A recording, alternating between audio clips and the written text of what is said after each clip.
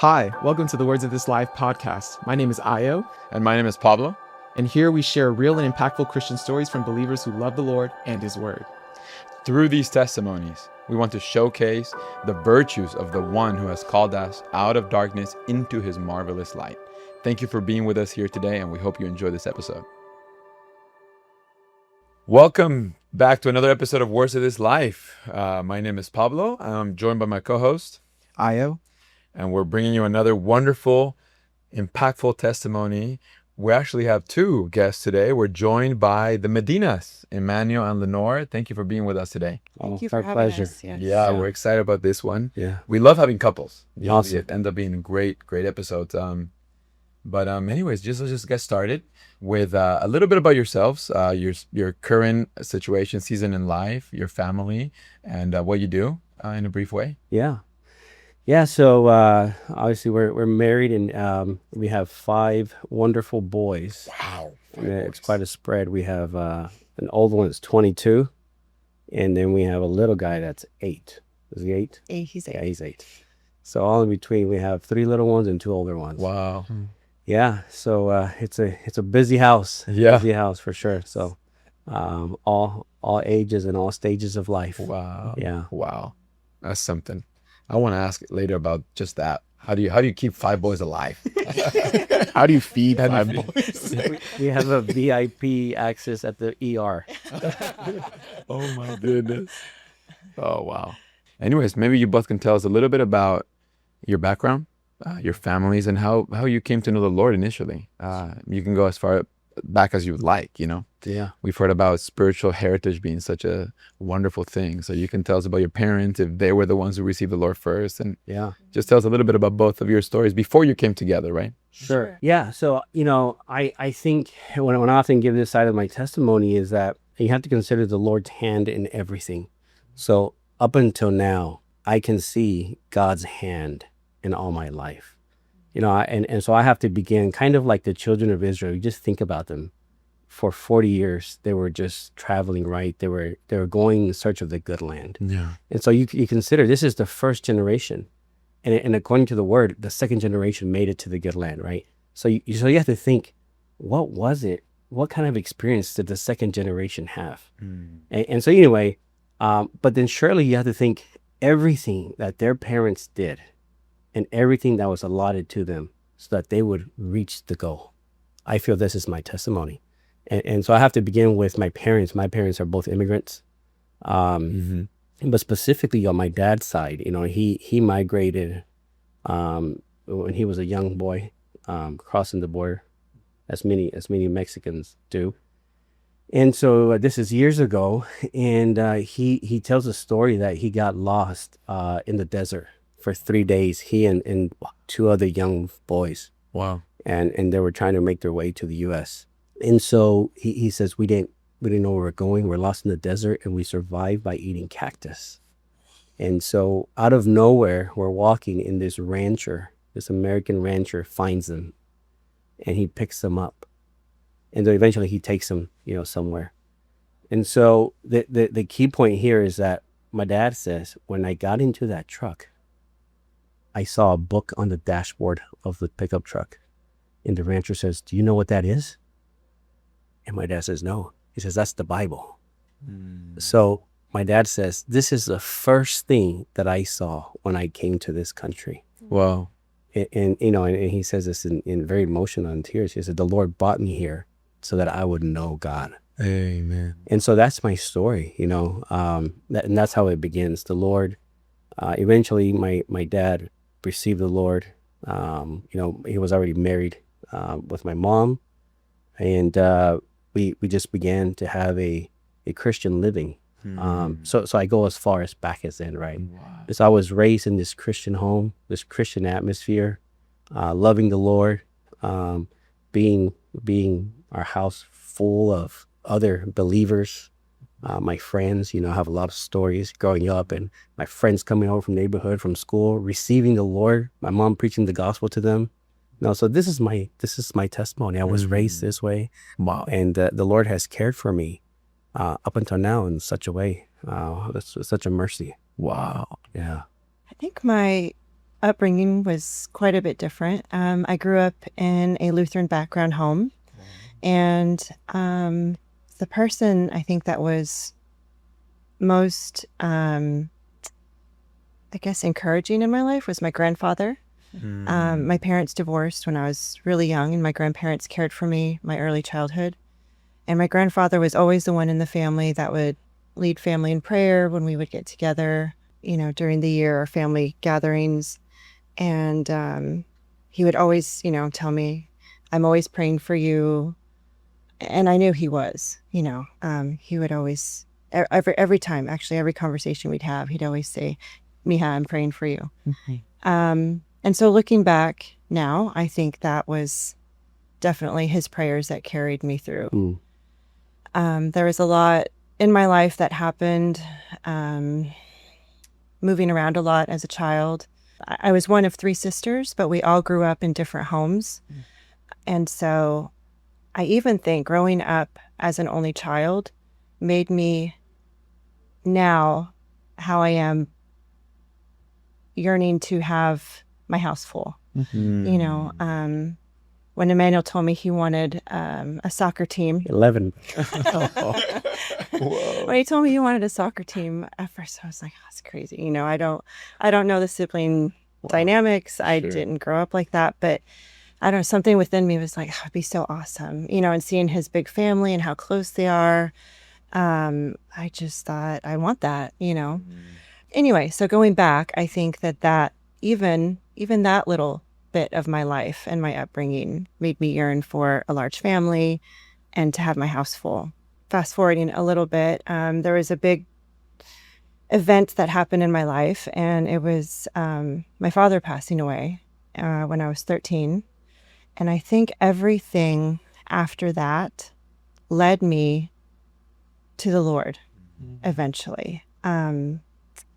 And when he passed, I moved to Odessa, Texas, and that's where Emmanuel was also. And so anyway, so we grew up in the same city, and then we ended up getting to know each other our senior year in high school. And then we became fell in friends. love with me. And That's what happened. And then he brought me actually to his mom, and his mom preached the gospel to me, and I received the Lord. Wow. And I was going through things, and in a time in my life when I just was impressed with the kind of person he was, and the way he talked to me, and the way he said, this is who I am. This is how I grew up. And this is the path I'm going to take. I need to pursue the Lord. And so I said, well, I want to pursue the Lord too. And so, yeah. And then anyway, like I said, I think everything that happened in these events just were little stepping stones that brought me, to the Lord, eventually to know the Lord, and to be open and soft to receive the Lord. Wow. Yeah. I love how both of you, well, you mentioned your father, but you mentioned your grandfather. I mean, Yes. we've had the last 2 episodes, maybe, people mention their grandparents, There's such a blessing when faith is passed down. That's right. We need Yes. to know our heritage. That's right. Yes. That's yes. right. You mentioned heritage too. Yeah. Yes. And I appreciate it and hold on to it. Yeah. Yes. One thing that's unique about your guys' story is that you guys married young. Yeah. And I do want to get your perspective on that. That's true. How was the Lord involved in that decision? How did the Lord lead you to be husband and wife while you were young? There may be young couples out there, young Christian couples that they want to continue to pursue the Lord, and they maybe feel that they're at a place where they're too immature, and maybe they've made the wrong decision, or maybe they're just afraid of, will this last? You guys have lasted. So tell us about, what the process was to get married and how those first few years of marriage were. Yeah. So the process is I think it's only the Lord, and how did it last? Well, I can only say it's only because of the Lord. And there are a lot of things we can share, but I think initially, as she mentioned, when we got to know each other, there was a real landmark in my life where I felt I needed to pursue the Lord pursue my education, and really focus on that, and not really be distracted with the relationship. So what she mentioned is that I said, this is who I am, and this is the way that I'm going to go. What I did is I broke up with her. Oh, really? Yeah. Wow. And because I was spending time with the Lord, and I felt I needed to put the relationship aside. And so it's my spending time with the Lord. Wow. And my opening up to say, this is the way that we should just give this to the Lord, give our relationship to the Lord. So I think that's key, giving this to the Lord. Amen. And really that's a risky situation, if you will, right? Yeah. You never know You're going to get it back. if you're going to get it back. Yeah. But, her response was, I want that too, right away. Wow. And I was like, oh, wow, I was not expecting that. So right away, the Lord was introduced in that sense. And then within a couple of years, we had the feeling to get married. And we decided to get married. And the Lord has blessed us since then, Wow. we got married. We started a family early, right away. And Can I ask how old you were when you got married? 20. Both of you? Wow, Yeah. same age, huh? Yes. The same age, yeah. Yes. We were 20. Yeah. We were young, bro. Yeah. Wow, bro. Super young. Do you remember the wedding? Do you remember? Do you remember? Yeah, for sure. Yeah, the wedding story is funny. But yeah. Yeah, tell the wedding stories, tell the stories, all the stories I want to hear. So you want to tell it? Yeah, I mean, it's just crazy. We waited for Lenore for like 2 hours. We didn't know where she was. 2 hours. So, Oh, it the bride felt like wasn't 2 hours. Didn't cut. So what Was late? happened was everything was just kind of falling behind in schedule. And then I'm in his sister's vehicle. My dress is laying down in the back. My shoes, everything is just like laid out. My sister is with me and I'm rushing, right? So I might have been a little heavy on the gas. And I get pulled over. And the police officer asked me, do you have, whatever, your ID and everything? I didn't have it. All I had was what I was going to change into. I had nothing. Wow. And so I just froze and I don't have it. And he was like, okay, let me see your registration. So I opened the glove compartment. There's nothing in there. And then he was like, okay, I'll be right back. So he goes to the car and my sister's like, start crying. Just start crying. I was like, I'm actually about to. I can't. I'm going to ruin my makeup. I'm going to ruin my makeup. And so anyway, he comes back and I said, look, my dress is in the back. My shoes are here. You can follow me. You can escort me to my wedding. I'm on my way to my wedding right now. My hair was done, everything. And then he said, I can take you to jail right now because you don't have your ID. You don't have your registration. The tag, everything was expired on her car. And so he said, but I believe you. So Wow. you can go on to your wedding. Oh wow!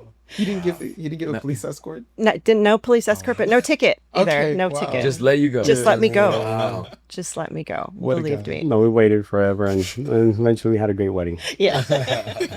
Yeah. Were you thinking she got cold feet or something? She wouldn't answer the phone. It was the days of the flip phone. Like, Yeah. yeah, it was just like, what is going on? Yeah. But it was very sweet. Wow. Yeah. Yeah. So what was it like being married in your early 20s? I mean, Yeah. and So it's following the Lord. it's maturing quickly, I think. And I think there's an element that helps them mature quickly, and that's our firstborn son. When he was born, Wow. we're in the early 20s, and he's 3 months premature, and he was in the hospital for 2 months before they let him go. Before they released him, he was 3 pounds, right? 3 pounds. He And NICU. He could fit like really small. Yeah. Wow. It was really scary. Yeah, and so that right away just really impacts you. Yeah. But one thing that I remember, there's a dear couple, older couple, that took care of me specifically for many years. And then both of us, when we got married, they were the first ones to arrive to the hospital, and they were so happy. I was nervous, going through all these emotions. Yeah. And they, Lenore's inside, and I'm outside in the waiting room with them. And the baby had already been born. And I just remember the husband saying, well, why don't we pray? And they began to pray. And the first thing they did is they consecrated my son to the Lord. And I was just so impacted by that. These people are consecrating my son to the Lord. And just naturally, I just followed. And I just started to pray for my son. And I started to give him, to the Lord and put him in the Lord's hands. And so that, that's what it was like, is really from the beginning with our marriage, with our family, it's just giving it to the Lord and trusting fully in the Lord for everything. Obviously, as a young person, we were working, going to college at the same time, raising a family. Wow. It's a lot. Yeah. So the pressure, the failures are there. I think at any situation, at any level of age, they're there. But specifically when you're young, right? Yeah. Yeah. So that can you imagine? Yeah. That's 20 years old. Yeah. So the first one came how long after you got married? Yeah, A a year. Yeah. 21. 21. Yeah. Wow. Yes. Yeah. And you were in college. I was going to school. Yeah, go to school, working, raising a family. How did you do it? I don't know. I don't know. How did you guys God did. do that? Yeah, God did. Yeah. It had to be. Had to be. to be God. I mean, everything. I just look back. The Yeah. Lord has sustained us, has provided. I mean, everything has been. You can see the Lord's hand there, and I really mean it. In all our life, you can see in everything the Lord has been there. Wow. Yeah. One common theme that we've seen in these episodes is that the Lord is there to take care of families, That's right. through the body, through provision. He's just there to take care of families. Why do you think families matter so much to the Lord? My wife shared, right, her experience of why, to her, why family matters. She grew up in a very shifting situation, no siblings, right? Yeah. And so this is important to her. But also, just strictly speaking from the word, it's pretty clear that families matter to God. Yeah. I mean, you see right away in so many pictures, but in Noah's situation, right? Who entered the ark with him? It was Noah and his family, right away. This is a marvelous picture. I'm also very impressed by, I think it's Acts 16, right? When is it Silas and Paul are in jail? Yeah. There's an earthquake that happens, and then the jailer gets scared that the prisoners were released, and he was about to take his life. The word says, and right away Paul's like, "Hey, wait, hold on, we're all here." Yeah. And then the jailer says, "What do I need to do to be saved?" And then they tell him, "Believe on the Lord Jesus, and you and your house shall be saved." Yeah. So that night, he and his house were the jailers. He and his house were saved, Hey. and they were baptized that night. I'm just impressed. Yeah. I'm just impressed. The Lord cares for household units. Yeah. So this is obviously a picture that's very well shown in the Bible. In our case, it's just very organic. A lot of what we do, everything that we do, involves my boys, involves our all of us. Whether we open our house, it's like a team effort. Like it really is. It has to be. It has to be. Yeah. We're preparing the house, preparing the meal. We go to preach the gospel. Some of the best experiences I've had was with my family, like all of us together. It's been great, and even the little ones are so excited. Like they like just doing this. They just like doing this. So anyway, it's very obvious. You've taken your whole family to France, right? You all moved to France for some time, right? Yeah, we went to France for 3 months. Team of evangelized the gospel, right? That's right. Yeah, it was awesome. Wow. With all five, everybody. All 5, yeah. Wow. Plus 2 friends that, Wow. From high school. Yeah, we wanted to bring with us. yeah, to our boys' friends, right? Wow. High school friends. How old is your youngest, if you don't mind? 8. You take him out to preach the gospel? Well, so They're the best. they opened the cute. door. So Yeah. actually, I'll give you another story. Yeah. When I was little and my parents first started to evangelize and preach the gospel, they met this group that would go house to house, knocking on doors and preaching the gospel. Well, and I have photos of this. My parents would dress me up, and they would put me in the front, and then they said that when you were with us, it was an open door. Like people were just so soft. Yeah. So it makes a big difference, right? I didn't say anything, but I participated in that way, right?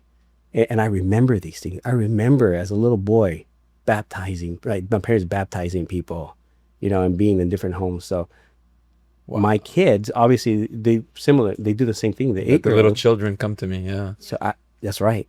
I took him to a soccer game. The World Cup is on right now. So I took him to a soccer game, and I said, we're going to do this. We're going to fill our pockets with Your gospel 8-year-old, tracts. you took him to soccer game? I took him all. Wow, what an experience at 8 years old to go to a World Cup, man. He is blessed. Well, this is the best time to preach the gospel, right? The word says we would go out there and disciple all the nations. Well, the nations are coming to us. So, That's right. So here we are. We have these Farsi gospel tracks. And You went to an I went to a game where Iran was playing, and so I told them I'm going to pass out these gospel tracks, and they're like, hey, give me one. I had more success with them going to people and say, hey, here's a track. Do you want it? Do you speak Farsi? Oh, thank you. So, yeah, I take the boys. They help. Like it's huge. It's huge. That's just one instance. Yeah. You reminded me of a verse a brother recently shared that I think is in the Psalms. I don't know the reference, but children are like arrows in right. Do you all know that verse? I don't know if anyone can. They're like arrows in the back of an archer, and then you shoot them at the enemy. Wow. Your child, giving a track. Yeah. I mean, your child become little gospel seeds. That's amazing. That's great. really encouraging. Yeah. That's great. Yeah. Wow. When little kids come up to give me Girl Scout cookies or Boy Scout cookies, they always get me. Yeah. How much say more? You, huh? How much more? The gospel. Yeah. Right. Yeah. Right? Like, we were in France, right? We were taking care of people, new ones, preaching the gospel. And I have to testify that if I've gone to these trips by myself, it's a completely different experience. But going with my entire family is just open people up. Yeah. And they would come to us. They would come to our home. They would have a dinner. They would come and visit us. And they just they'd play with our kids, and then it just opens the opportunity for us to just be with them, share something, right? Speak something. So if it wasn't for our entire family on that experience, it's not the same. Like the level is just much more, it's higher. So It's attractive. It's very much. Yeah. I mean, I gotta just testify. I recently stepped into their home I went to your home is beautiful, but your children make it more beautiful. Like the boys, there was a bunch of people there, and they're all. That's the beauty of the home. Yeah. That's the home. Who cares? But it's beautiful. But it's the children that make it so wonderful. Yeah. I do want to go back. You guys got married, and immediately, within a year, we're parents. Yeah. We'll get more into parenthood, especially in this time, in this generation. But I do want to get into what the Lord led you through in marriage. How did your relationship with the Lord get deeper? Being married, the experiences of being a wife or being a husband, they can be difficult. There's always room for transformation. There's always room for the cross. So, and you guys were doing that at 20. I can't even imagine. So let us into what the Lord was leading you in through marriage at a young age. I think it was the ones who cared for us. I think in my experience, there were several older saints that took care of us. And I think, we would go through difficult times together, or, parenting, our differences in parenting. But I think also watching the older saints and watching the patterns that we had, the families around us, even just talking to other moms that had children. To me, it was comforting just to make, I'm always, I feel like moms are always like, oh, how is my kid compared to this other kid? Not comparing, but you do it. And so, then other moms are like, oh, I did this, or I tried that. And these are Christian moms. Anyway, or, talking to these Christian moms about, a difficult situation I'm going through with parenting, or the ones that I was closer to, maybe about our marriage, and then them leading me in prayer, just and praying together. I think that for me in the beginning, since I was a new Christian myself, I think that helped me in my situation. Yeah, I think I quickly realized that as the head of the household, I need to be properly headed up. And what I mean by that is I need to be headed up in the Lord. My family depends on me, the environment, the situation. I married a girl, so to speak, who has a completely different background, raised differently. Yeah, we're believers, but even then culturally, we're different. Even this matter of marriage, I think God has a sense of humor. Yeah, as you mentioned, this is what He commanded, if you will. Be married and multiply, right? Yeah. So, but you think it's humorous because wow, yeah, there are a lot of opportunities for the cross, and what by that is we have to apply this matter of the cross, meaning that we have to deny certain things. We're so different, and then unless we do this, then obviously things come in, right? Negative things or whatever, opinions, whatever it may be, emotions. And so it's just realizing that we need to give this everything to the Lord, but first give Him the first place. Every day we need to be coming to the Lord every day, so that our marriage, so that our life would be in Him and through Him. So that's one of the first things that I learned. And then like she mentioned, we have some marvelous patterns. I mean, couples that took care of us, and as in their sovereignty and their wisdom, they always checked on us. How are you doing? I mean, it's no, and we do the same thing now. When we hear of a new couple, like, oh, we better make sure they're okay. You just better go take the husband out to eat, or take the wife out to eat. Just to see. We know how it is. Yeah, right. It's a new. Bringing two worlds, completely different people together. Exactly. Yeah. But it's a marvelous opportunity. The Lord, I mean, we have to realize the Lord, this matter of marriage, the Lord uses it so much just to gain us, to gain us individually, so that He can gain us together. Yeah. And then eventually He'll gain our whole family, right? Yeah. I mean, it's just the way organically it works. The Lord has to gain us. Yeah. And gaining individually, He gains us together. And so anyway, I think that's Amen. That's right. So you both are raising 5 boys, and you have jobs because you need money to raise 5 boys. Yeah, we I do. don't know what you do, but you whatever you do, you're doing it well because you're. But you also serve the Lord. To me, it's clear you serve the Lord with your home. Your home is an open home, and I mean, I was there, and there was a lot of young people there, and how do you work and carry out a normal working life, and a family life, but yet still serve the Lord? Sometimes it might seem that serving the Lord is only for those who have more time or maybe are full-timers, but speak to us a little bit of how, what would you say to someone who thinks that serving is only for those who have a lot of time, for full-timers, but yet with your home, over the years, you've been able to receive and care for others. Yeah. Does that make sense? Yeah, it does. Yeah. I think the Christian life it's a full-time life, no matter what what you're doing. If you, in my heart, and I really mean this, in my heart and my mind, I serve God. That's what I do.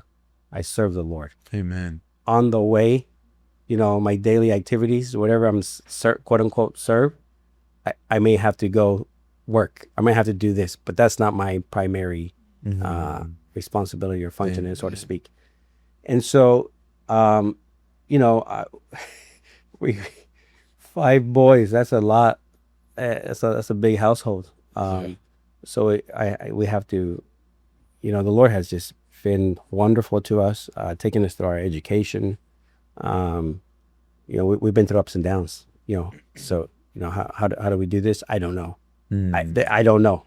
It's just the Lord. We just, by faith, we go work, or we don't work. By faith, we open our door in the fridge, so to speak, and people come in. And even now, our current situation is we just do. We do different things to provide income, and I have a boy who just graduated college, and then one who's going to college. Yeah, these things are in college. Yeah. in my mind. Yeah, And then when kids are growing up, you'll find out there's a time where, like, I just bought you shoes a month ago. What do you mean you need Where are another they size? broken? So I need another size, and then every month, and then can you imagine that 5 times? Yeah. The shoes, the pants, Everything. Yeah. And they have like high waters. But the Lord told Peter, "You love me, shepherd my sheep, right? Feed my sheep." And that's kind of the heart and attitude we have is people are always at our house, as you mentioned. So raising 5 boys is one thing, but caring for others, caring for our own, caring for others, it's just an organic outflow. Amen. And it's a mutual, actually. It's mutual. It's very, very rewarding to us, I would say. I think so. It's very rewarding. Wow. We look forward to having our house full. Yeah. Yeah. And it's not easy. I don't want it to make it sound either like it's like, Sure. flowers and daisies. But, Sure. Yeah. I think also we make it our priority. Yeah. And it's important to us, and Yeah. it's important to our kids. It's important for the little ones growing up to even see this type of serving and caring. And so, we make it a priority. Yes, we have, a list of all these things we have to do throughout the day, school, practices, homework, and all these things. But okay, let's get it done. We have this time when we're caring for, someone's coming to our house. We're going to have a house full. Let's get it done so we can do that. Wow. But in terms of work, I also try not to put myself in a position where I'm going to be consumed. That takes me away from the things of the Lord or giving to the church my time, right? Or, I had an offer a while back to go do a project in a certain time frame. But for 3 years, Wow. we've had about 20 boys that we have a solid Bible study with.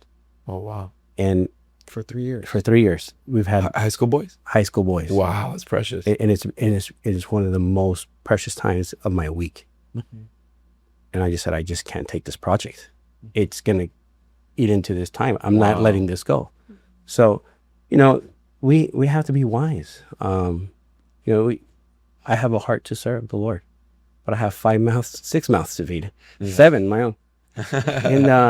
And so we have to give these things to the Lord, and we have to trust the Lord would provide. And so with that being said, I have an entrepreneurial mindset. I do things in that way. I find little projects and the Lord supplies. And yeah. One thing that, Pablo has mentioned and many others have testified about you guys is that your home is open. Yeah. That is a foreign idea in 2026. We like gates, we like fences, we like Ring cameras, we like We don't have any of that. You go over to our house right now, it's unlocked. we like isolation. But where did that come from? Where did that desire to come from? And what would you say to someone that's afraid to open their home or maybe considering opening their home?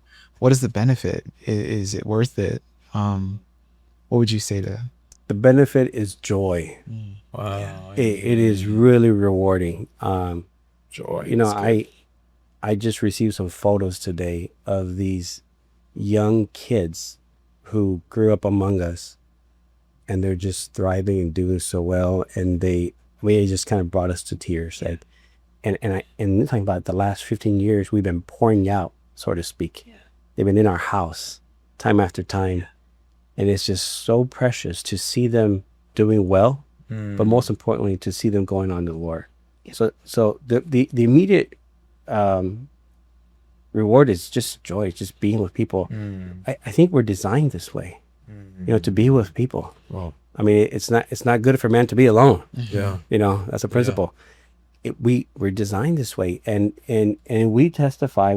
My wife always reminds me, we just do better when we have people over. Otherwise, it's just boring. She has to deal with me. I have to say this. My parents were like this. Yeah.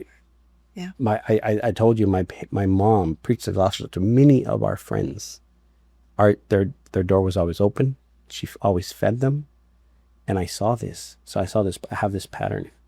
And so I remember one time I was 17 years old, and this is a landmark in my Christian life, and I consecrated to the Lord in a very specific way. And part of my prayer was, Lord, if you take me in this way, just give me a house that I can open for you, and I can have full of people. And the Lord has obviously honored that. So then I have to respond, right? Right. But it's not an obligation. It really is a joy. And actually, it's not organized. If they just come, People just walk in. by nature, I think of our kids. Yeah. Their friends are always there. It's a lively house. Yeah. And there's people in and out all the time, and it's wonderful. So if anybody is considering this, or is you mentioned maybe is nervous about this, I just say it's a precious joy, and it's always a mutual care, right? As we try to care for people, there's always a care back. Yeah. And it's fulfilling. It's really fulfilling. And you don't have to go all out. You don't have to go all out. You just open your door, even if it's, what's so great? My mom, I remember, preached the gospel to a little boy, and all the kids would do is we're running outside, and they just needed a cup of water, and they'd come to our house because we know what to give them water. And it just opens the door, opens the opportunity, right, for things, for kids to say something. Kids say all these things. They always say, if you let them, they'll just start telling you about the problems that are going on at home. And so it gives you an opportunity to just pray, bring God into their life, if you will. So if you have the opportunity, if you have kids, open them. We invite their friends over and just be there. Just be there. We're just there. Yeah. Our intention is not to bring people, and we're not just ministering for an hour. We're just there. Yeah. And they're playing games. We're there playing games with them. Yeah. That's right. I saw it last night. Yeah. Last night I went by their home, and I picked up one of the boys who was friends with my nephew. And it's true, the door wasn't locked. Yeah. I just walked in. That's how, yeah. And there was a group of young people, and they were in the front, and there was a bunch of food in the kitchen. Yeah. And I walked to the back, and every door was open. It was unlocked. Question for you, Lenore. For some wives or moms that feel that opening your home is a stressful endeavor, everything would be perfect. That you get a little, like, you want to put forth the best. Yes. Yes. Any tips or what do you do to open your home and not be so stressed out about it? So people want everything clean or everything perfect. Yes. What is your experience with that? I honestly think having 5 boys has brought me to that feeling of, I have 5 kids. It's always going to look like I have kids here. You can have things perfect. You can have everything in place. But I don't know, if you don't have people in your home, it's kind of empty. I think I'd much rather have a house full of my boys with their companions, comfortable, eating with us, spending time with us, and have a perfect looking house. I've heard some stories of some young people that have said, oh, when I was growing up, this family just, would have me over, would have snacks for me, or just feed me and take care of me. And then we would have these conversations, and then they would, this would either lead them to the Lord, or this would lead them further to the Lord in their walk with the Lord. And so I've always heard this. And so I think that it's important also to just be an open home. Yeah. Somewhere that kids can come, that are comfortable. And I'm very thankful that our boys are comfortable bringing their friends over. Yeah, right. I think that we've also established a home where the kids are like, hey, I want my friends to come over. Hey, can we have a game night? For them to want their friends to be in our house, that's I think that's become really important to me. And even for our little ones to see that now. They see their older brothers and their friends come over. And even our 12-year-old is the same way. Can we have, I want so-and-so to come over, and it's starting now with the little ones. I don't know. I don't really stress so much about all that, It'll be clean when everyone is gone, and it needs to be clean. But you know, we're a good it's team. enjoyable. Yeah. Yeah, we're a good team. You know, if I do the planning and she starts chopping and doing things or cleaning, whatever, Yeah. and the boys help. Yeah. They're exciting. They're always asking, "Who's coming over today?" Yeah. I don't know. Yeah, actually, when they see us prepping, you know, a big Costco run or whatever, they're like, "Oh, who's coming over?" This means someone's coming over. They already know, you know. Such a blessed life. I feel like one of the blessings of the Christian life and community is that we have many fathers and mothers. You know, when we're in each other's homes, I was in people's homes growing up, and they became my father and mother. You know, Yeah. so your boys, you get to be fathers and mothers to other kids that are not your own. Yeah. Right? Yeah. And your kids probably likewise with the Yeah. fathers and mothers of their companions. That's right. Yeah. So I just feel like that's such a blessing of the Christian life that you are providing. Yeah, that's right.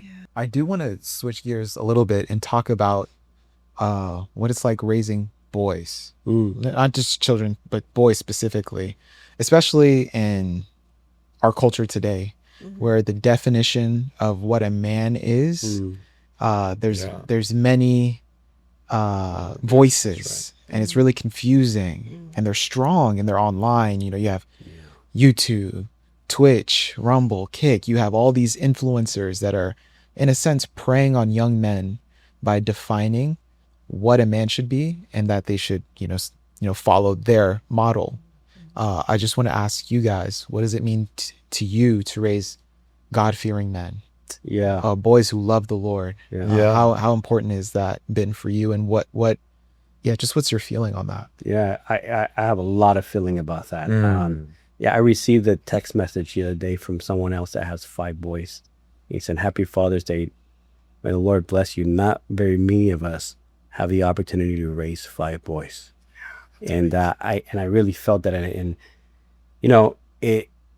in this day and age, there's so much that comes in, and we started to notice it through social media. I mean, it's out there. A lot of erroneous things come in. I think it's hard to say you have to be, this way, whatever. But whenever I see things come in, whenever I see them listening to certain characters, I pay attention, because I just heard, the things that they say, how they deem women, especially, and a lot of these people use good things like finance or health, and then they bring in this other persona that's just very wrong, just bottom line wrong. It's gross even. So we pay attention, and then that's when the real talk comes in, and you have to sit down and say, "Hey, you need to stop," and you have to tell them why you need to stop listening to that person. There's these good things, these good elements, financially, whatever, make money, whatever, but this is wrong. And so we just cut it off. When you see it, you just say, "Hey, that's it. Don't do it. Don't open yourself to those things, because it's gonna insert something in you that's not proper." And so what is proper? Well, the properness is just, again, giving things to the Lord. And even my conversations with the boys, I pray a lot, because I don't want to steer them in a way where they think, "Oh, my dad says I need to think this way or do this way." No, what they should be doing as man of God, God-fearing men, they should be going to the Lord, for these things. No, is your conscience okay doing this, listening to this?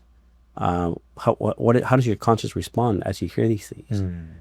So you just have to bring them back to their human spirit, where the Lord is, and have them realize that it matters to the Lord regarding these things. And they're not easy conversations, because it may be that somebody at school or somebody, these are people that are in the world's eyes successful, or whatever it may be. But we just have to cut the snake's head off immediately. And I haven't had to have, thankfully, too many of those conversations, but we do have to make some corrections here and there. But in my opinion, we are raising proper citizens to some degree. who love the Lord, Mm. and eventually they will be husbands, proper husbands. They should be proper husbands, and hopefully fathers, right? Mhm. So that is very much in the back of my mind, and I'm very conscious of what gets into them, into their ears, into their eyes. Yeah. So yeah, so we have to have tough conversations sometimes. Sometimes I walk in a group, boys, and I just, hey What are you guys, talking, what do you doing? What do you mean? Yeah. And I just, bro, can't say that. Or, bro, don't do that. Don't listen to that. But let me tell you something. Stories are good, right? Yeah. And they listen, and I think they appreciate it. Yeah. I was gonna ask, how do you keep everything out in the open? How do you find out what they're listening to, what's getting in? Like nowadays it's so easy, like you were mentioning, to receive all these agendas from these personas, these characters, these influencers, all these ones, without you even knowing, right? How do you pick that up, or how do you monitor, oversee what? Do you even do that? I mean, yeah. So for the little ones, we monitor their YouTube or whatever they can get into, right? Sure. For the older ones, and it's not something that I'm like in a sense proactively doing, like Sure. searching. I do a lot with the boys. So we may have an activity with 10 boys, that's and awesome. they're just being themselves. They're just talking, and they come out. So you had a question, what do you say to moms or parents who are considering opening their home or whatever doing this? Well, this is a great opportunity for you to just listen and be there. Yeah, just be in their Just conversation. be with them, Being and in it'll come conversations out. is good. It just comes out. Yeah. And those are the organic times where you have the opportunity to say something. They're in your house. They're in your realm, and you're doing it out of love, right? And so you just correct it, or you address it, or whatever it is. So you say, oh, you just put it away, and then later have a private time with them, whatever it may be. Yes. So those have been the best. We go camping once a year with a bunch of families, That's and awesome. then we're around the campfire. We're just there, just talking. Then you just hear. We are playing ball. You just hear. While playing board games, and things come out. Yeah, you just hear. Wow. Spend time with them. Spend Do time you- with Yeah, them. yeah. It's important. It's extremely important. Yeah. It's really good. Yeah. I love that you mentioned that, because in the age of the internet, Yeah. it's even worse than when I was a kid. It was TV. Yeah. You can look at the history, but the internet, you as a parent, you might feel like you're too far to see what your kids are doing. But if you create an environment where your kids are able to be around you and free around you, they can express what the internet might have given them, and then you can correct it. Yeah. Yes. I love that. Yes. Yes. Further to that point, with the fight to define manhood in this age, part of that is defining how people are trying to define how men should view women. And I know you guys mentioned about wanting to raise good husbands, Yeah. and even for you specifically as a boy mom, there's a responsibility to make sure that your boys view women in a healthy way. Yeah. Yes. Could you let us into those conversations that you have with your boys, and even some things you had to correct, or your feeling about that? For me, I think that age 0 to 10 are the years that you really can establish good manners. You can establish all of these little character traits that they carry with them into adolescence and adulthood. It's all about caring for people also. My husband is very big about, when someone comes into the house, you offer them a drink. You offer them, if you get a snack out, you go ask someone, do you want a snack? You have ice cream, go ask everyone if they want that also. That's a lost trait. Yeah, Yes, it's awesome. yes, Yeah. yes. Yeah. Or, when I go to the grocery store with them, open the door. You see a woman with, a child, or just a woman in general, you open the door. I guess chivalry, right? Yeah. But teaching them at a young age these things, that is setting the tone of how they need to care and take care of women, view women, and anybody really, right? Because if they have a care for everyone, they're going to care for women as well. Just generally, if you could just talk to young men and boys that may be listening to this podcast, what would you have to say to them specifically about what's a biblical Proper man. view? Yeah. A proper man. Yeah. Well, in that case, you have to come back to the Bible. Yeah, right. I mean, women in the Bible are so useful. We often see, when you think about characters in the Bible, you think about Noah, Moses, Abraham, Peter, Paul. But women, Martha, Yeah. Mary, Yeah. right? Ruth. Poured out Ruth. Yeah. Timothy's grandmother, Lois, who raised him, right? It was there. And then in Romans chapter 16, you have this picture where homes are opened up. And obviously women are mentioned there several times. They're important figures Yes. in the sense in the household of God. Extremely important. In my house, we would be lost without this woman. I mean, it's the reality. In my house, there's a lot of elements that my wife brings into our house that matter. That, I mean, our boys are boys. They're boys.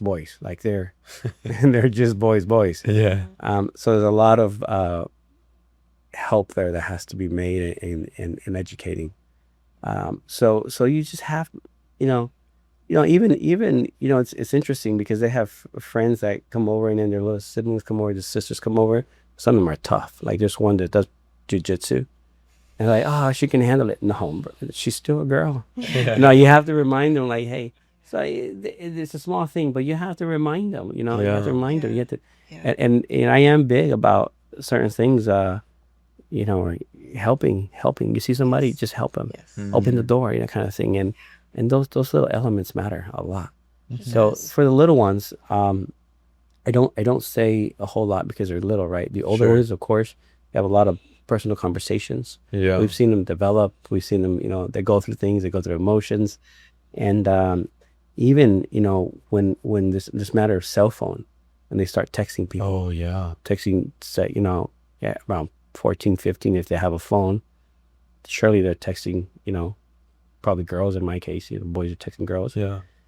And so as first rule is, you have to treat this person, whoever it is, with respect. You cannot get out of line. And so in my house, my training, when I first started giving my boys a phone, the first year, 2 years. Do you have an age when you give them phone? What's your policy regarding like phones? Whenever they don't need me, like whenever I'm not there.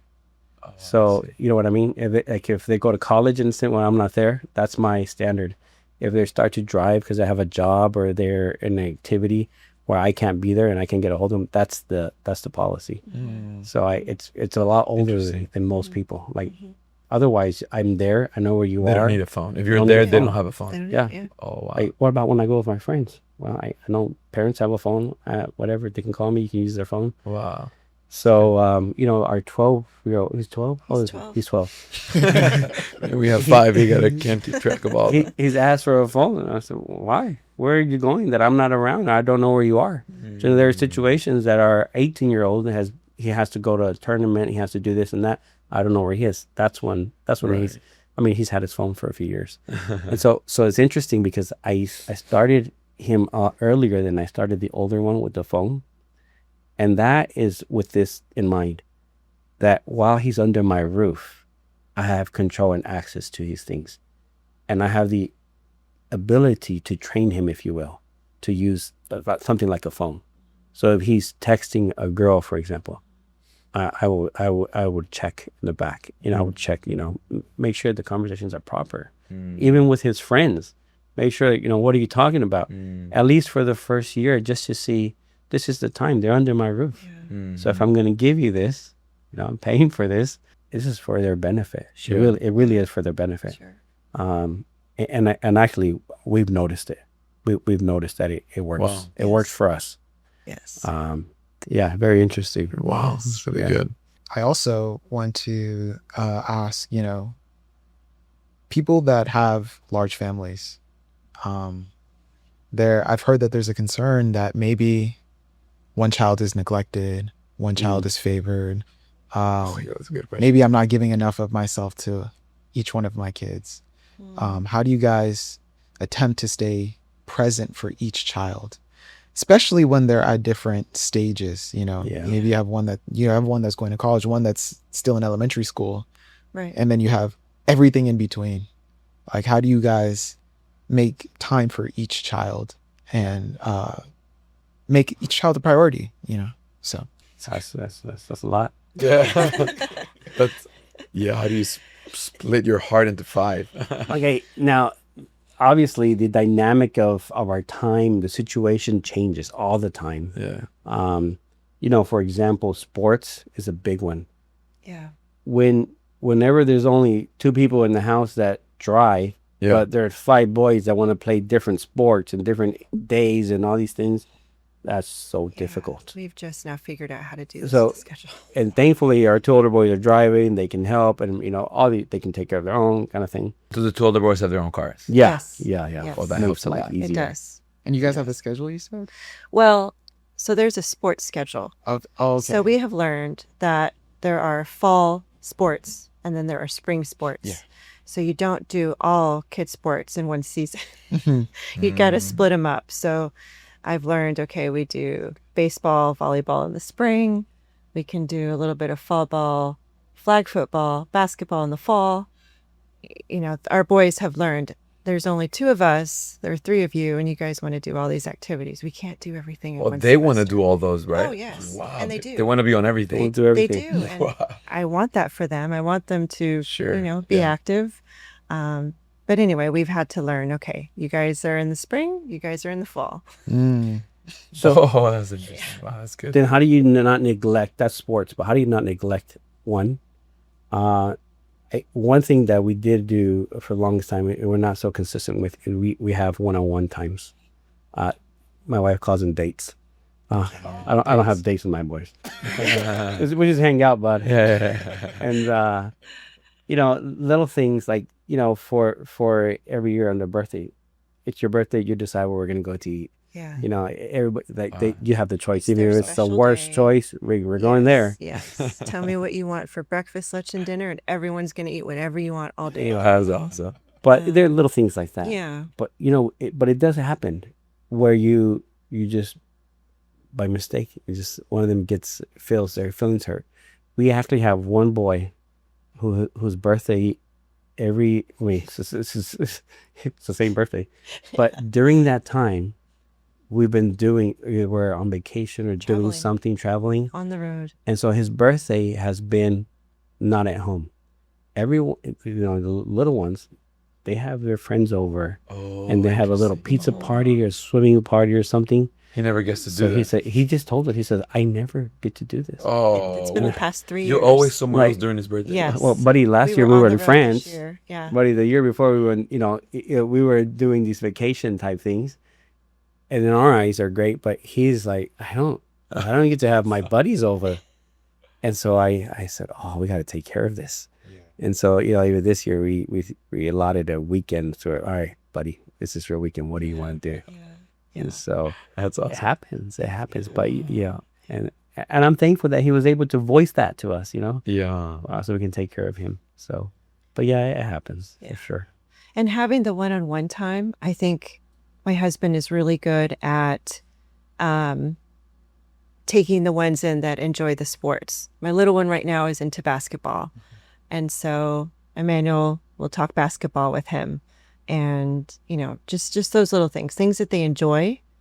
If you learn the things that they enjoy and, just kind of have a conversation with them about that, it even opens up other conversations, because if it matters to you, these little things, as they get older, they come to you with bigger things. Yeah. Our 12-year-old loves baseball. And I feel like that is a really sweet bond and connection that Emmanuel and him share together. Wow. So there's that. And then also, just going to the grocery store, just grabbing one, taking him with me, just talking the whole way to the store, the whole way back. Conversations happen, they bring things up. And I notice when one of them is bothered by something or down, or it's just for whatever reason you can't figure it out, like there's something wrong, I say, okay, you're coming with me today, and I don't want to. But then by the end of our time, Yep. I'm doing whatever I need to do. Yep. We were able to resolve it. Yeah. We were able to help him, whatever it is. So it's huge. Getting that one-on-one time It is. is huge. Wow. And then with our older ones, it's in the kitchen. It's like 11 o'clock at night. I'm exhausted. I just finished cleaning up the kitchen. I'm ready to go up. And then one of them will just start talking. And I just sit down. And then, we have very late night conversations. Wow. Sometimes I don't go to bed till 1 a.m, but we're just there talking. And, nothing particular, no agenda about what we're going to talk about, but they're just talking about, when my son comes home from college, just about his semester, something funny that he and his friends did together, or, just having these little moments together and these conversations. It really, it cares for them, and it opens up other conversations. Yeah. They can come to us for other things. And it's important. You really have to care for what they're into. And you've been able to get your older ones like trust to open up things about like girls or things like, or whatever, Yeah, Sorry, yeah. I'm just being real, Yeah. Sorry, whatever. Or no, yeah. I mean, it's funny. My wife can talk to them a lot easier than I can. It's funny, when our oldest was in college and I would drive with him from California to Texas, we can be on the road 8 hours and not say a word. We're just Boys, man. sleep. We're just, you hungry? Yeah, okay. We do talk, but we can just go on. And my wife took our oldest on one of the trips back to college, and he told my other son, "Bro, Mom talked the whole way." I was like, if we have 16 hours in the car together back to Texas, I'm gonna get this mother son. We're gonna have some talks. We're gonna have some. Moms are good at that. But I made it a point, actually, when he obviously freshman year in college for everyone's difficult. It's a new experience. You're on your own. You're learning. But and I started to realize I need to be out there at least once a semester to be with my oldest, and just see how he's doing, see what he's into, and things come up, and you have these conversations, and you direct him every stage of your life. The second one, he's very easy to talk to, in the sense regarding these kinds of things, girls or sports or whatever it may be. Yeah. And the little ones, oh man, they're like Energizer bunnies. They just like ramble. Yeah. So, but yeah, it's a one-on-one time. So it's great. Yeah, That's awesome. and I'm glad that they can be open. Yeah, be open to us. Were you there for leading them to the Lord, like when they got saved, some of your older ones, or baptisms? Can you tell us about the story of when they start to ask questions about the Lord and how those conversations went? Yeah, so I've had some precious times with them. The oldest one, I just was nervous when I knew he was ready to receive the Lord. So I brought in 2 other brothers that were helping me care for him, and they were there preaching the gospel. But we were all in the room, and they led him to pray, receive the Lord. And he was just very quiet, very simple, right? But he was happy. Like, his demeanor is just very calm. He's very calm. But the other ones behind were so happy. Like the number 2, he was like, this is awesome. That his older brother was receiving the Lord. Yeah, he was present for it. So. And that was very sweet. Awesome. And then he was baptized, and he's just happy. He doesn't say much, right? Yeah. And right now he's pursuing the Lord very well. Amen. And then our second one, also similarly, someone else, I was in the room, someone else led him to receive the Lord. And I felt really good about that. And I remember, though, he prayed to receive the Lord, and then we went to a conference with young 12-year-olds. And they preached the gospel again. And in that conference, they asked, if anybody is willing to receive the Lord, stand up and then walk outside with, an adult so you can receive the Lord. So he stood up. So we go outside, and he says, and I say, why did you stand up, buddy? He said, well, he asked if we wanted to receive the Lord, to stand up. And I said, well, listen, I was there the other day in the room with you when you prayed to receive the Lord. I said, do you remember that? He said, yeah, I remember that. And I said, well, when you prayed to receive the Lord, it's a once in a lifetime opportunity. And it's like being born. It's like, that's it. Like you prayed to receive the Lord. You don't have to do it again and do it again. I said, so you did receive the Lord. But then he said something so sweet. He says, but I just want to make sure. And this is a 12-year-old kid, and he just like, God just touched me so much. Wow. And I said, okay, so this is what we're going to do.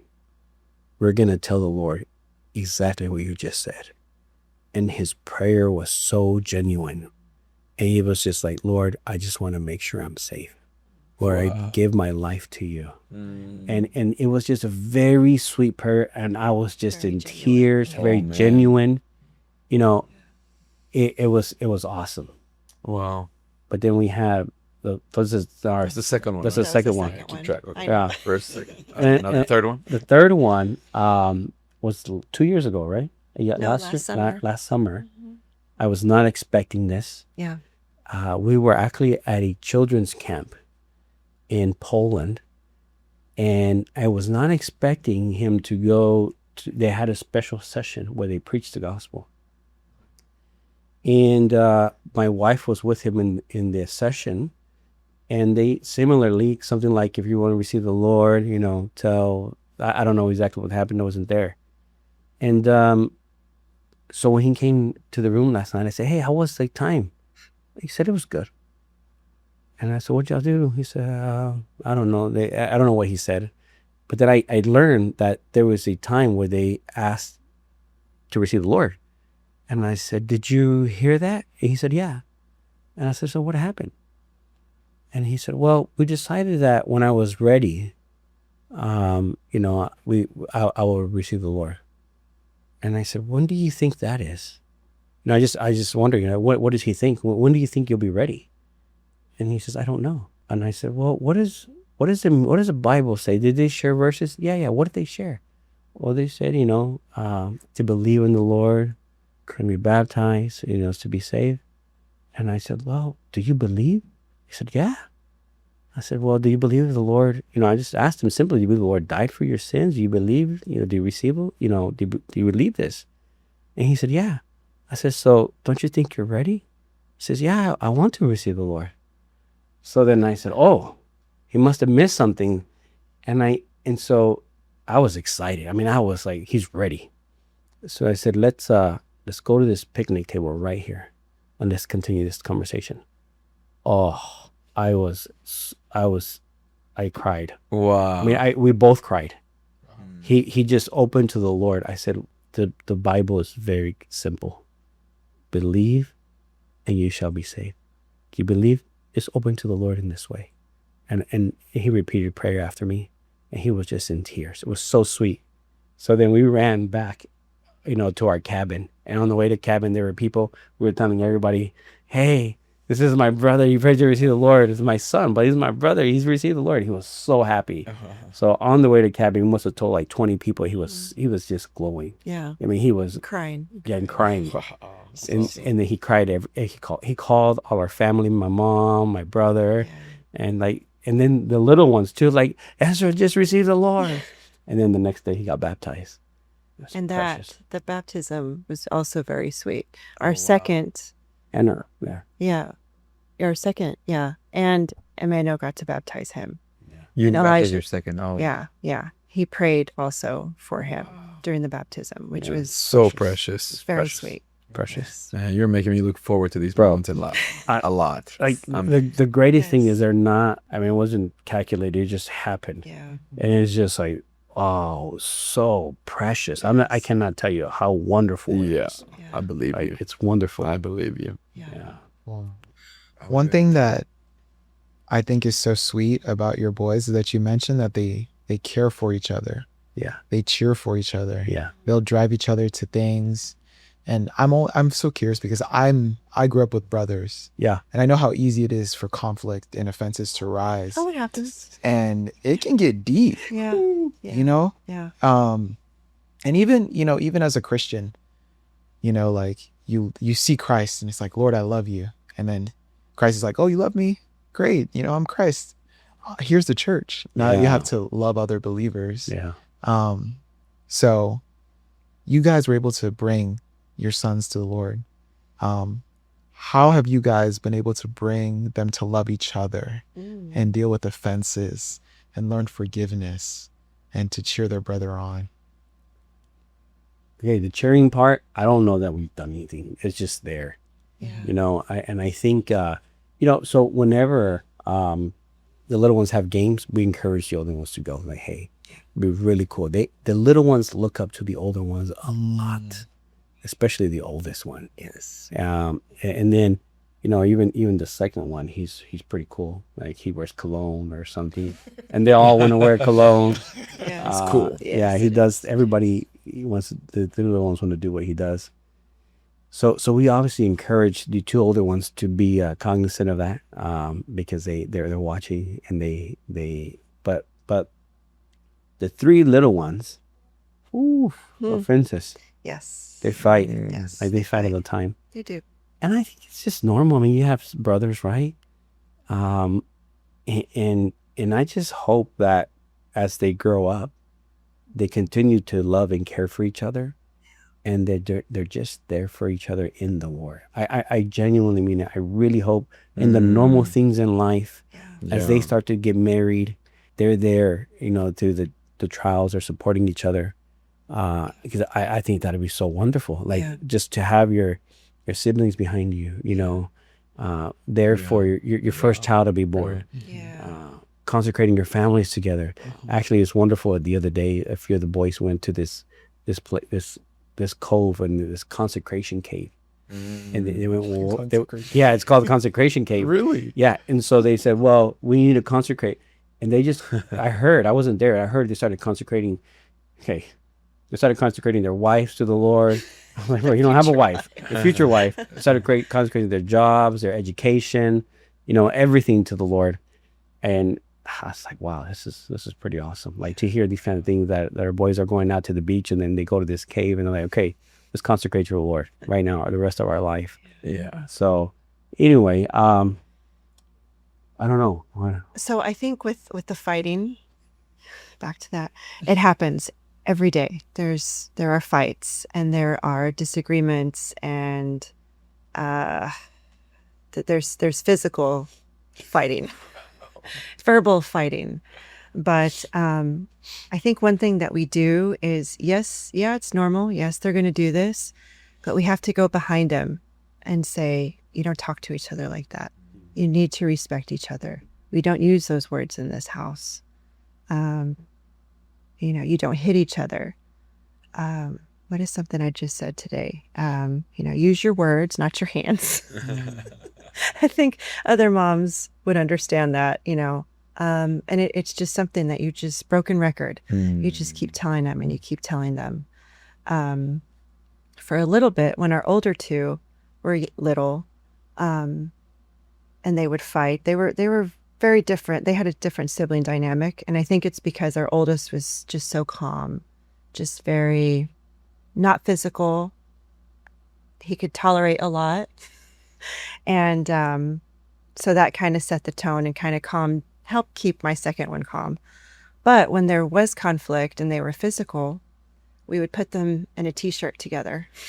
We would get my husband's t-shirt and we'd put him in a t-shirt, and they would just, you know, to be that close to each other and, you know, have to touch. And, you know, it's a joke. We laugh about it now, but we tell them, oh, you know, hug your brother, just hug it out. And they hated it. Well, now they fight and they're like, all right, come here. Like sometimes I'm like, come here. Like, all right, what happened? Like, okay, well, he did this. And I said, okay, well, so what's the problem? I don't know. You know, you shouldn't be doing that, or whatever it is. He took my thing. Touched my stuff. He touched me. He touched me. He keeps looking at me. I said, all right, bro, this is what we're going to do. Keeps looking at me. Actually, That's the one that gets you. Yeah. It's like they're doing something. Yeah, interrupt it. Yeah. I'm just making a noise. Silent guy. I'm only just making a noise. He's He's so making a noise. annoyed. So annoying. It's so annoying. All right, bro, here's what you're going to do. Either you guys squash it, or you guys are going to hug. I'm going to make you like give each other a kiss on the cheek. No, I'm not. This changes everything. All right. Chill out. All right, we'll get them. That's awesome. So, Yeah. It's precious to hear because I'm a lot younger than my 5 siblings. yeah. So but those dynamics and all the fighting that's awesome to hear. With that being said, the 2 older ones, they're very aware that the little ones are always looking at them. But then, so we have this middle one, he's 12, and then he has a 10-year-old and an 8-year-old right behind him. And so he's in this transition period where he's going to be a teenager, junior high, and he's like not into the little kid things, but then he's not a big boy in a sense. Yeah. And so we have to tell him, hey, buddy, you're kind of like the big brother now. Like, you can't treat him the same way. You're a lot stronger. You can hurt him easier. You have to, so you have to kind of educate him. Even today, he the 12-year-old got to spend time with the 18-year-old, the 22-year-old, and all their friends. Like, they were eating lunch. They're at the big boy So table. he at the big boy table. Oh. Yeah, he moved up. He moved up. He's on his way up. Called up to the big leagues. Yeah. Yeah. Wow. I think it's just important to keep reminding them, you have to love each other. You have to treat each other with kindness. You have to, not talk down to your brothers. Yeah. Be there for them. Yeah. Be there for each other. Yeah. Well,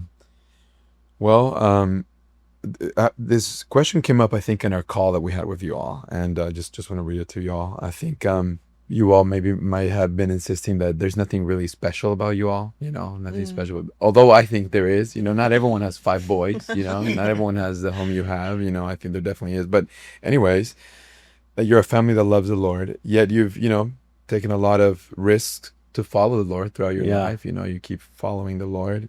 What do you most hope that your sons and anyone listening would take away from your lives, the lives that you're leading? I think this matter of risk, I appreciate someone told me this. I take risks in my work, so to speak, in my job, in a lot of things in life. But the translation to that spiritually is faith. A living by faith, living in faith, right? The children of Israel, again, went back to them, they walked by faith, like on their journey. What were they walking to? Where were they going?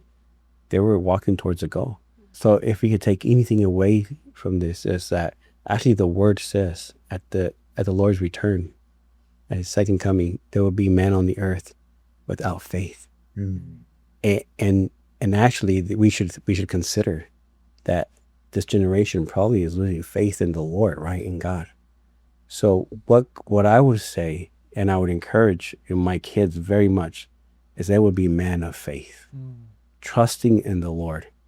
Whatever they're doing, the next college, what college should I go to, Lord? Where should I go? The Lord should be involved in this decision. Mm-hmm. The next job, should I take a job? Should I do this? Should I do that? My spouse, this person.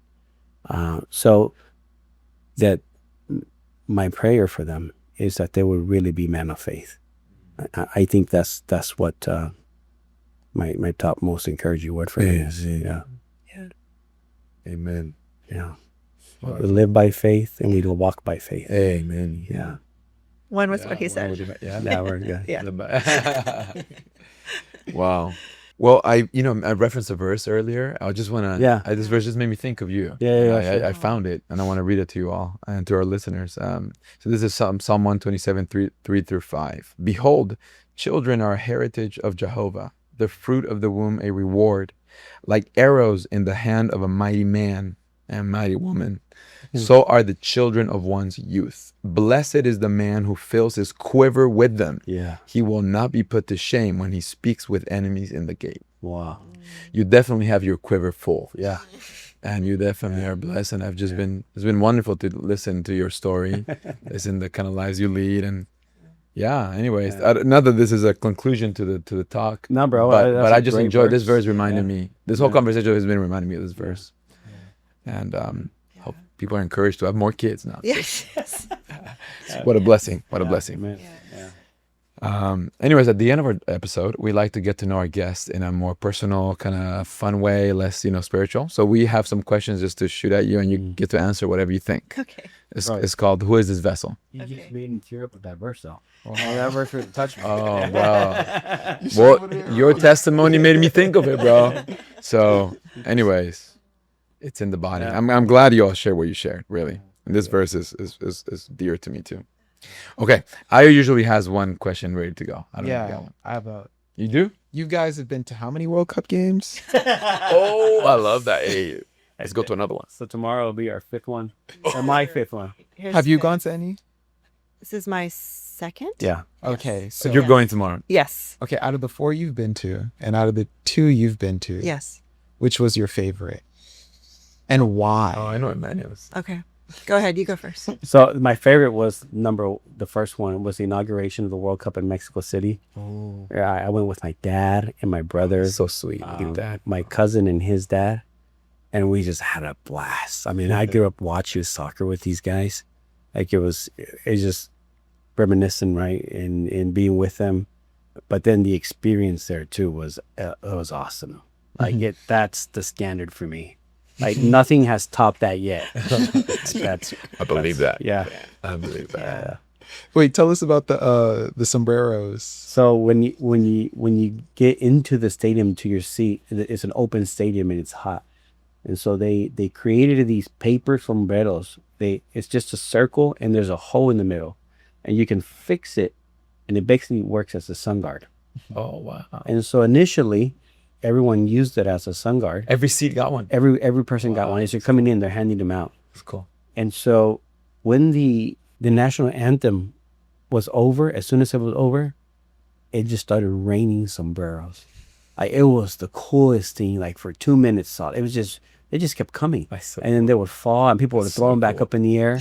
I was like, it was That's so cool, amazing. bro. It was really Wow. cool. It's Yeah. really, really cool. Yeah, it's awesome. Yeah. Yeah, I don't think they expected that to happen with the sombreros, but it was cool. Yeah. Yeah. So, I'm not going to say the first game that we went to because then I'll get heat for saying this other game was my favorite, but it was Iran and Belgium. Oh. Yes. I don't root for either teams, but the stadium was lively. Yes. I think that there weren't a lot of Iranian fans there, but they were loud and they were very present. And so I like that the hype and the vibe and everything of the stadium. Everyone's, yelling and cheering and it's loud the whole time. Yeah. It wasn't like that for the first game that we went to. And our boys went all out. They painted their entire faces and bodies. They did, were huh? Like they're- painted. Yeah, Well, I they're love it. being We could interviewed not- by everyone. Yeah, we could Pictures not by walk everyone. 5 seconds without, hey, can we get a photo? Can we get a photo? So that was fun because they went all That's out. awesome. Yeah, you gotta You go big or go home. That's right. right. That's right. Go big or go home. It was fun. That's awesome. Yeah. Yeah. Well, I know you guys have a big family, many boys, open home. So there's a lot of people in your lives.